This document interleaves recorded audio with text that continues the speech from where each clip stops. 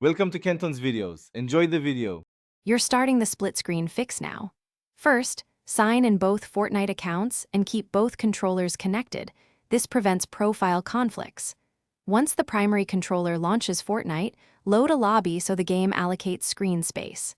Now, have the second player press X on their controller to join. This tells the console to initialize the second view. Make sure both accounts are in the same Epic party, because matching party status lets the game assign correct permissions and load assets for two players.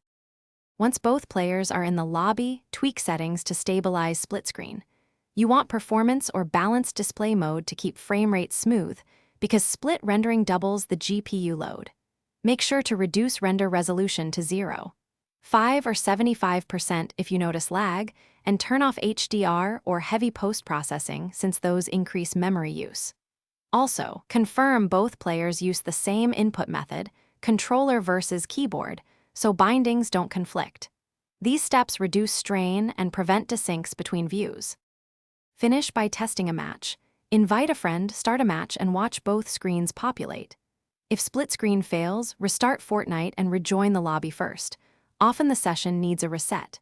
If problems persist, update the Ps5 firmware and Fortnite, or rebuild the Ps5 database to clear corrupted cache. This fixes many display allocation issues.